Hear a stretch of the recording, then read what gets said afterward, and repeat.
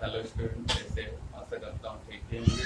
तो आज हम एनसीईआरटी मैथमेटिक्स क्लास 12 का ये सारणिकों के गुणधर्म का अध्ययन करेंगे। तो देखिएगा,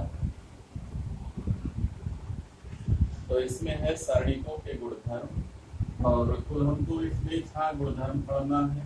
अब तक हमने सारणिकों के प्रसार और उसके मान के बारे में पढ़ा, जानकारी की। तो पहला गुणधर्म है गुणधर्म ए।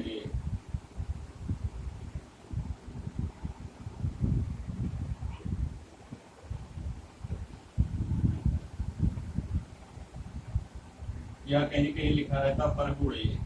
तो पहला गुणधर्म है इसका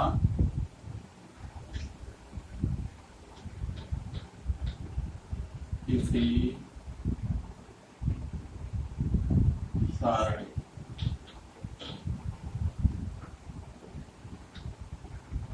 की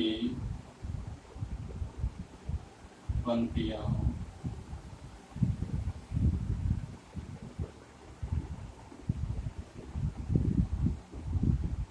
व स्तंभों को आपस में बदलने पर वह स्तंभों को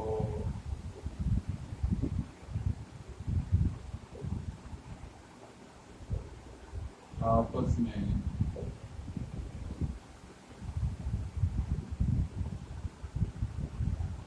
बदलने पर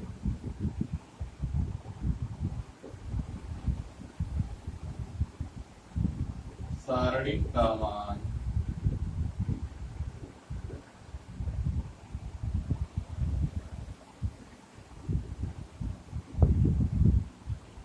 नहीं बदलता।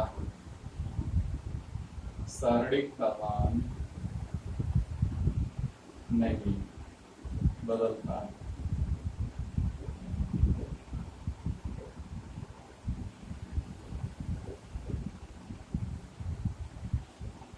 तो अगर कोई सारणिक दिया है, उसकी पंक्तियों को स्तंभों में बदल दिया जाए और स्तंभ को पंक्तियां बना दिया जाए तो उसका मान नहीं बदलता है। जैसे हम एक उदाहरण लेते हैं। उदाहरण है, मान लीजिए एक मैट्रिक्स है, एक डिटर्मिनेंट है ए। यहाँ लिखा है 1 2 3 4 5 6 7 8 9। अगर हम इसका मान निकालें तो 1 कॉमन लेंगे, R1 के सापेक्ष प्रसार करेंगे। 5 9 45 माइनस 48, 8 6 48, 45 माइनस 48। दूसरा -2 होगा, तो फिर इसका 2 वाला कॉलम और रो काट दीजिए। 4 4 9 36 माइनस 7 6 42, 36 माइनस 42 प्लस 3 कॉमन होगा। यहाँ देखते हैं 3 वाला कॉलम कट जाएगा, रो कट जाएगा। ये होगा 8 चौक 32 माइनस 7 बचे 35, 32 माइनस 35। देखते हैं 1 इंटू -3 -2 इंटू -6 प्लस 3 इंटू -3। देखते हैं इसको, -3 प्लस 12 -9, 3 त्रिका 9। तो 12 में से 12 जाएगा, आ जाएगा 0। इसको हमने हल किया, इसका मान आ गया 0। अब इसको हम पंक्ति को स्तंभ में और स्तंभ को पंक्ति में बदलते हैं, उसको देखते हैं हल करके। अब दूसरा A डैश निकालते हैं, ट्रांसपोज कर सकते हैं। या इसको बी मान ले। 1 2 3 4 5 6 7 8 9। अब देखते हैं R1 के सापेक्ष विस्तार करते 1। अब 1 वाला रो कॉलम काट देंगे। 5 9 45 माइनस 48, 45 माइनस 48 माइनस 4 इंटू 4 वाला रो कॉलम काट देंगे तो हो जाएगा 2 9 18 और 8 3 24, 18 माइनस 24 प्लस 7 कॉमन होगा, यहाँ बचेगा 7 वाला रो कॉलम काट देंगे। 6 दूनी 12 माइनस 15, 12 माइनस 15। इसको सरल करते हैं।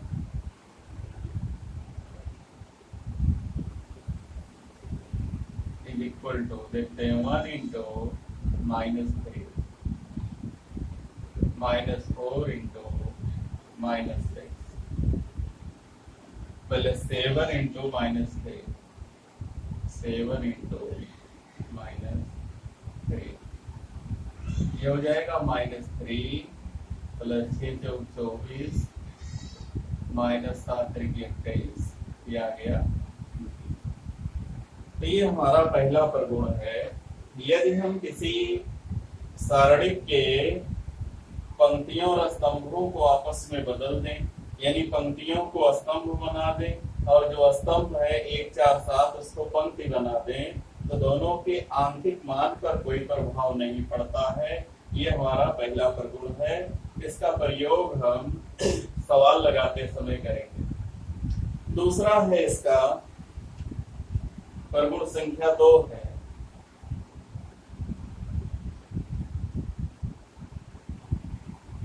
यदि एक सारणी की 2 पंक्तियों या 2 स्तंभों को परस्पर बदल दिया जाए तो उसका चिन्ह बदल जाता है।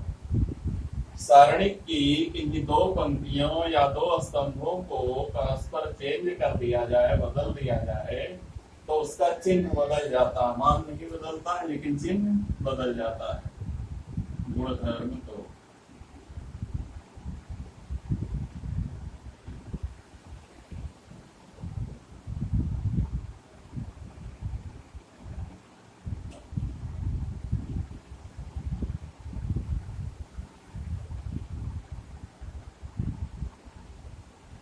या लिखेंगे सारणी की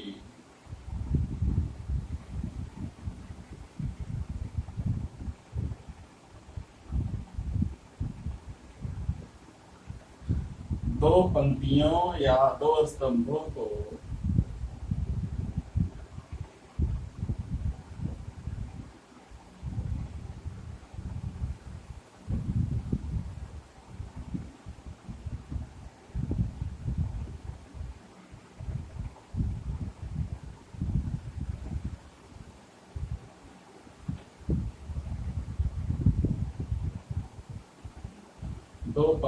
या 2 स्तंभों को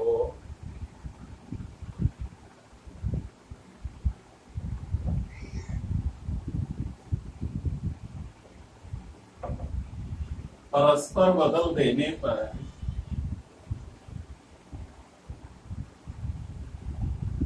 परस्पर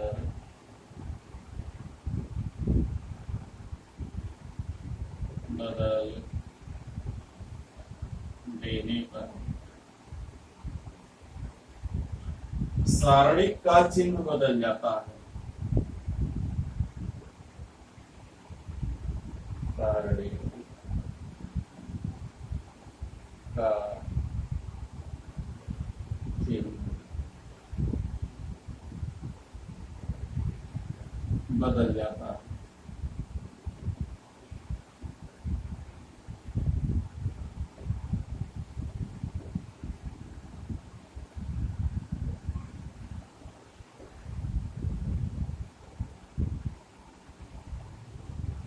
अब देखते हैं इसका प्रूफ देखते हैं। दो पंक्तियों या दो स्तंभों को परस्पर बदल दिया जाए तो उसका चिन्ह बदल जाएगा, मान नहीं बदलेगा। देखिएगा, मान लीजिए कोई सारणिक है ए और इसको इस तरीके से दिया गया 1 2 0 3 1 4 2 3 7। इसको हम हल करते हैं, प्रसार करते हैं R1 के सापेक्ष। हो जाएगा 1 इंटू 1 का रो और रो काट दीजिए, कॉलम काट दीजिए। 7 एक कम 7 माइनस 4 3 12, 7 माइनस 12 माइनस, देखते हैं 2 होगा और 2 का रो कॉलम काट दो, रो काट दो, बचेगा 7 तरीके 21 माइनस 8, 21 माइनस 8 21। हल करते हैं इसको।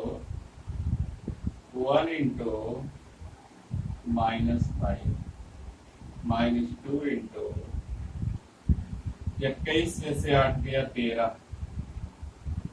हल करेंगे -5 -26 आ जाएगा -26 5। इसको हमने हल किया, आ गया 31। अब दो पंक्तियों को आपस में बदल दें। R1 को इंटरचेंज कर दें R2 से। R1 और R2 को आपस में बदल दें, तब देखते हैं A बराबर होगा, ये हो जाएगा 3 1 4 1 2 0 2 3 7 2 3 7। अब इसका R1 के सापेक्ष प्रसार कर दें। 3 इंटू 3 वाला रो और कॉलम काट दीजिए, रो काट दीजिए, कॉलम काट दीजिए। 7 दूनी 14 माइनस 0 14 माइनस 0 माइनस 1 के सापेक्ष प्रसार कर दो।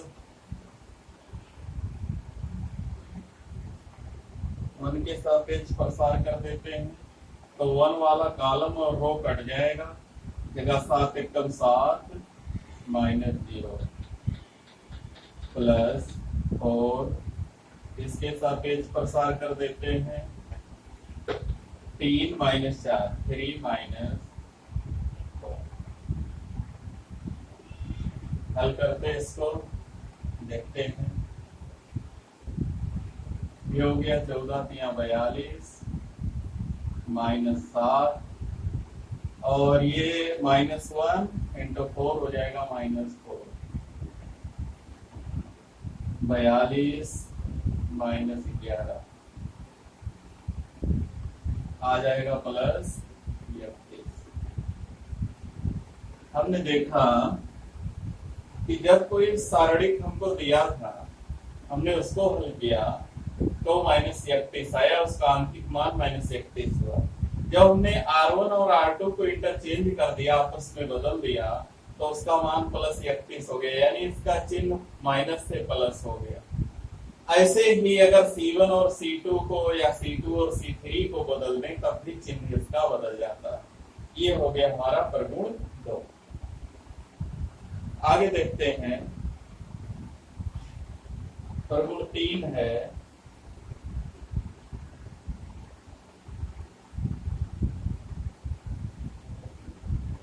यदि एक सारणिक की कोई दो पंक्तियां समान हो अथवा सभी संगत अवयव समान हो, सारणिक का मान 0 होता है।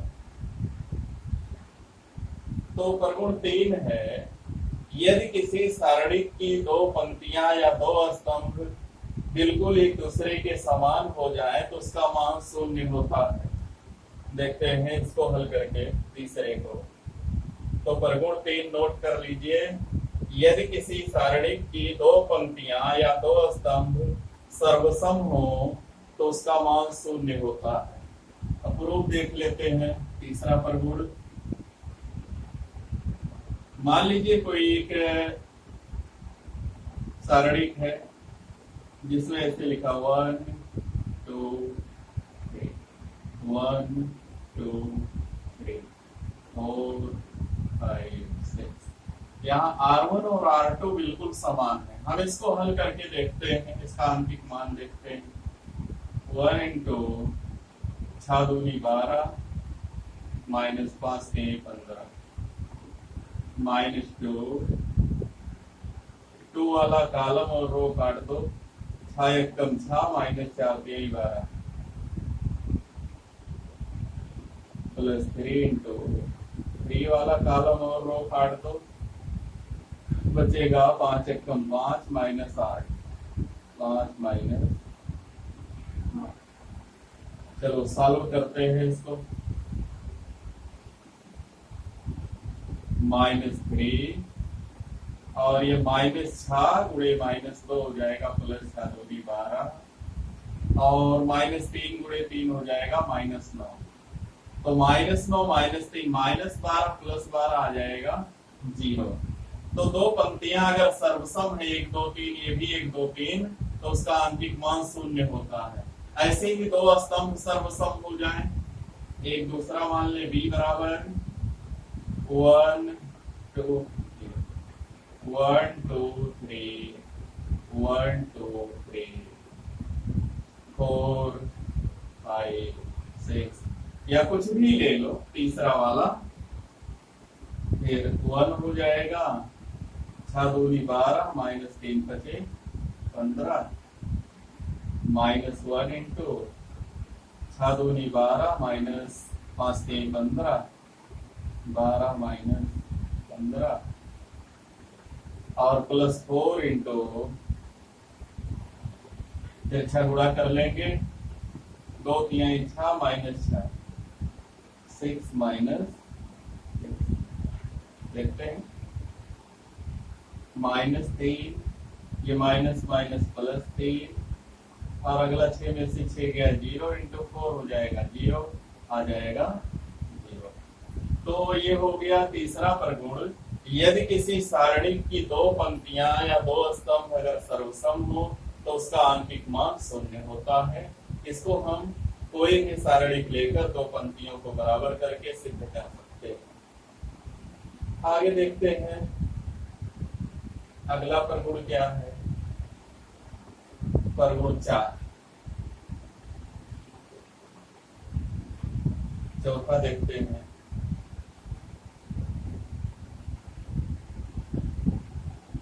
यदि एक सारणी की किसी एक पंक्ति या स्तंभ के प्रत्येक अवयव को एक अचर से गुणा कर दिया जाए तो उसका जो परिमाण होगा, परिणाम होगा, उसको भी उसी अचर से गुणा कर दिया जाएगा। यानी यदि किसी सारणी की किसी पंक्ति या स्तंभ में किसी कांस्टेंट से गुणा कर दिया जाए तो उसका जो आंतरिक मान होगा उसमें भी k से गुणा हो जाएगा या उसी कांस्टेंट से गुणा हो जाएगा। तो किसी सारणी की किसी पंक्ति या स्तंभ में किसी अचर से गुणा करने पर उसके प्राप्त आंतरिक मान में उसी अचर से गुणा हो जाता है। जैसे मान लीजिए कोई डिटर्मिनेंट है 1 2 1 0 4 6 2 1। हम इसमें कर लेते हैं R1, इसका आंतरिक मान पहले निकाल लेते हैं। आंतरिक मान निकाल लेते हैं। 1 आ जाएगा 4 एकम 4 माइनस 6 प्लस 2 का रो कॉलम काट देंगे 0 माइनस 12 और फिर प्लस 1, इसका रो कॉलम काट देंगे 0 माइनस 8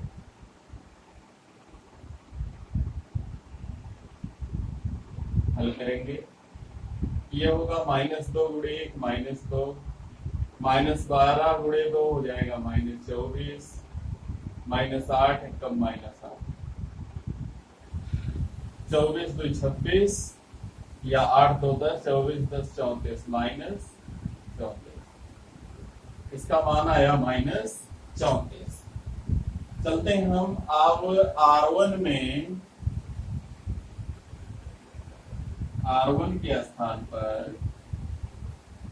R1 गुणे 2 कर लेते, तो A बराबर अब आएगा A B कर लेंगे। जब ऐसा करेंगे तो उसको मान लेंगे B। अब देखते हैं पहले लाइन में 2 से गुणा कर देना है, तो 2 4 2 0 4 4 2 1 1, केवल पहले रो में हमें 2 से गुणा कर देना। अब इसका हम प्रसार करते हैं, 2 कॉमन होगा और ब्रैकेट में 4 -6 -4 कॉमन होगा, ब्रैकेट में होगा 0 -12 0 -12 और +2 होगा, क्या होगा 0 -1। हल करते हैं, 4 में से 6 गया -2 गुणे -2 +2 हो जाएगा -4, और ये हमने गलती किया था, तो यहाँ माइनस रहेगा और यहाँ प्लस हो जाएगा। 24 में से 10 जाएगा, बचेगा 14। गलत हो गया था, थोड़ा ध्यान दीजिएगा। ये 12 चौक प्लस 48 हो जाएगा और -16 हो जाएगा। ये 16 4 20, 48 में से 20 घटा दो, आ जाएगा 28। और इसको हम लिख सकते 2 गुणे 14, और 14 किसका मान था? A का।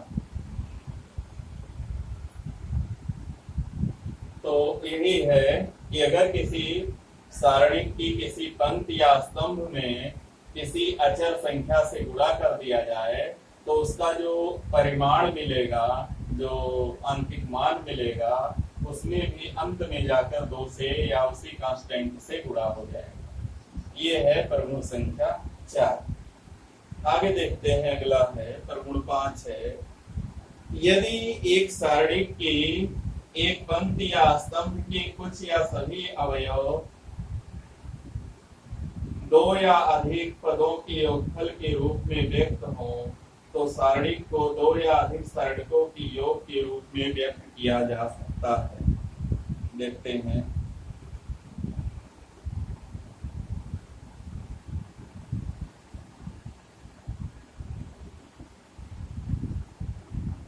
प्रगुण 5 नोट कर लीजिए।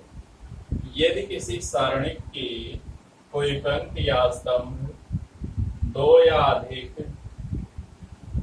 पदों के योग के रूप में हो, तो सारणी को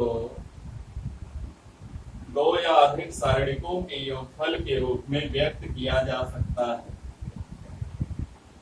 जैसे हम एक उदाहरण लेते हैं,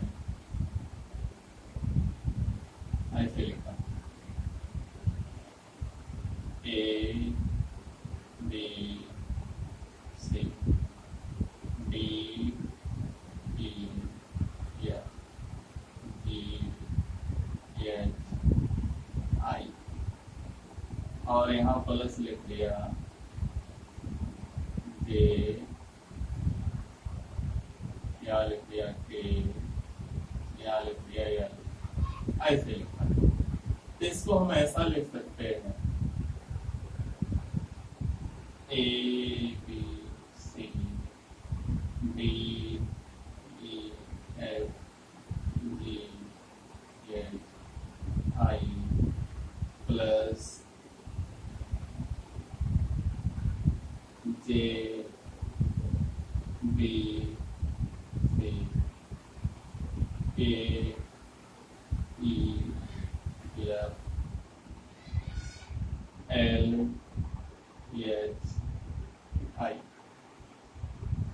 तो इस तरीके से इसको लिख सकते हैं।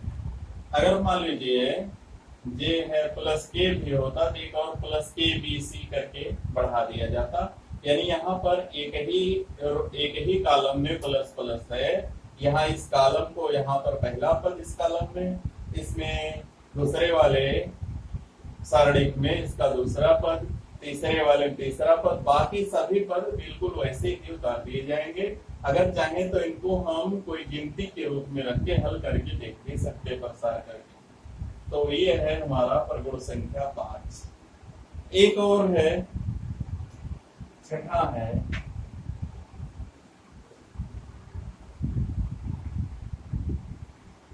प्रगुण संख्या 6 है। यदि एक सारणिक के किसी पंक्ति या स्तंभ के प्रत्येक अवयव में दूसरी पंक्ति या स्तंभ के संगत अवयव के समान गुणजों को जोड़ दिया जाए तो सारणिक का मान वही रहता है। यदि हम देखते हैं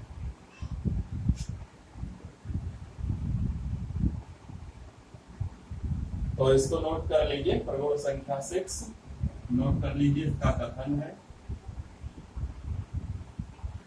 प्रगुण संख्या 6 का कथन है, यदि एक सारणिक के किसी पंक्ति या स्तंभ के प्रत्येक अवयव में दूसरी पंक्ति या स्तंभ के संगत अवयवों के समान गुणजों को जोड़ दिया जाए तो सारणिक का मान नहीं बदलता। जैसे एक हम एग्जांपल लेते हैं ए, और यहां लिख लेते हैं, अभी हमने एक उदाहरण लिया था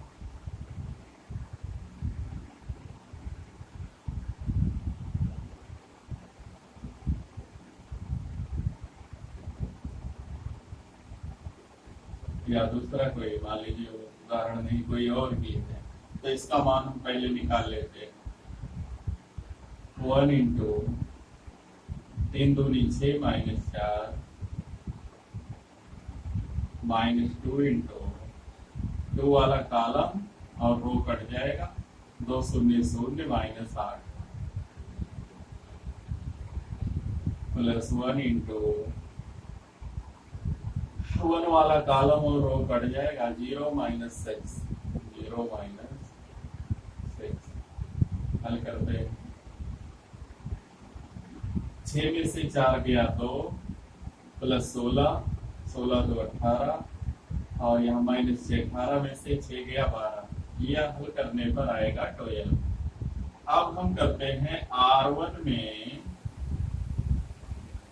R1 के स्थान पर R1 प्लस 2R2, यानी हम R2 का 2 गुना ले जाके R1 में जोड़ देते हैं, तब भी देखो A बराबर ही होगा। R1 ये है और इसका 2 गुना करो, 0 गुणे 2 0 प्लस 1 1 ही होगा, और 3 दूनी 6 और 2 हो जाएगा 8, 4 दूनी 8 1 9, और ये सब ऐसे रहेंगे 0 3 4 2 1 2। इसको हल करके देखते हैं क्या मान दोनों का बदला है।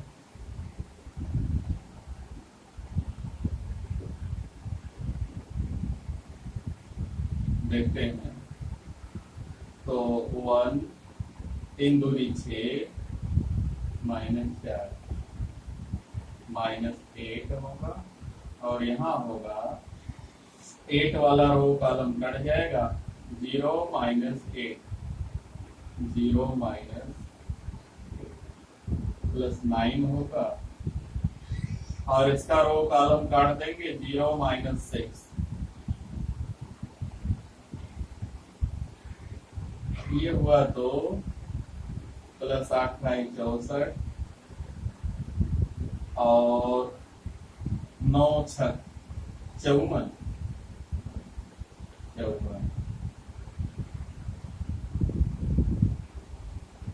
ये 64 तो 66 में से 54 घटेगा, आ जाएगा 12।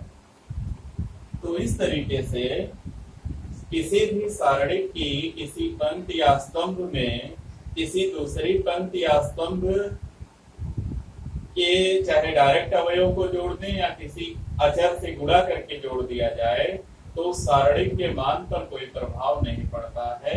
अगर हम R1 प्लस 3R2 कर दें या R1 प्लस 5R3 कर दें तब भी कोई फर्क इस पर नहीं पड़ेगा। तो ये डिटर्मिनेंट की इच्छा परगुण जिसका हमें अध्ययन करना है। अब इन्हीं परगुणों के आधार पर हम अगले अभ्यास को हल करेंगे। तो तब तक अगर हमारा वीडियो पसंद आएगा तो वीडियो को लाइक कीजिए, शेयर कीजिए और